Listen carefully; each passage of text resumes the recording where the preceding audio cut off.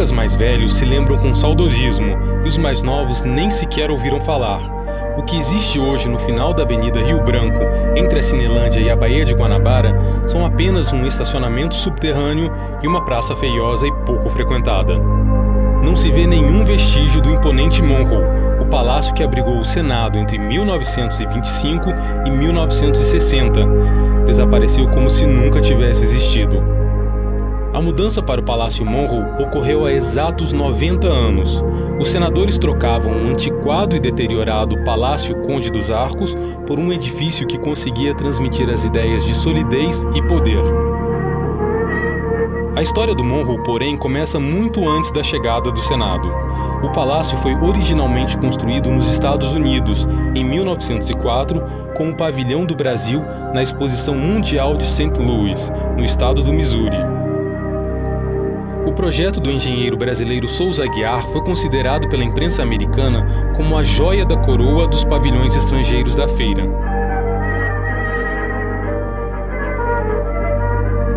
Encerrada a exposição, o pavilhão foi desmontado e despachado num navio cargueiro para o Rio.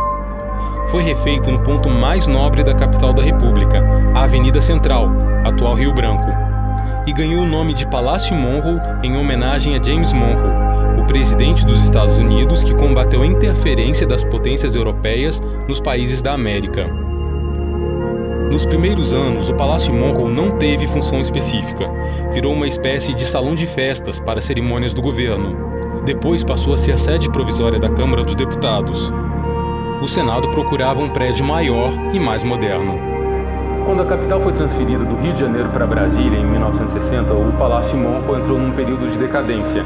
Ele abrigou uma representação do Senado no Rio de Janeiro, que era conhecida como Senadinho, e além disso outras repartições públicas, como o Estado-Maior das Forças Armadas.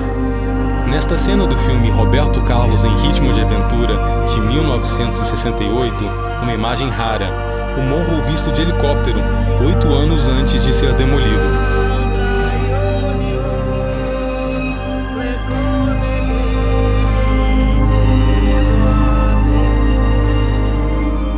A construção do metrô do Rio foi o pretexto que faltava para a ditadura acabar com o antigo Senado. Diziam que a estrutura do prédio seria abalada pela obra. Um pretexto falso, segundo uma nota oficial do próprio metrô. Em 1974, o governo do general Ernesto Geisel decretou a sentença de morte do Monroe, uma decisão que muitos ainda lamentam. É uma história de final triste, eu diria quase que trágico, de uma joia de arquitetura tão bonita e ter terminado de forma assim, desmontada e suas peças em leilão. Hoje, na sala do diretor da gráfica do Senado, em Brasília, uma reprodução gigante perpetua a memória do palácio. As mesas do plenário, os lustres, o quadro Entrega da Caneta de Ouro ao Marechal Deodoro são patrimônios do antigo Monroe que hoje podem ser vistos no Museu do Senado em Brasília.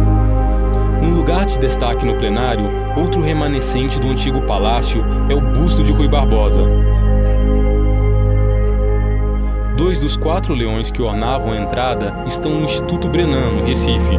Os outros 2 leões estão numa fazenda no Triângulo Mineiro. Do antigo Monroe restam apenas alguns objetos e a lembrança dos filmes antigos.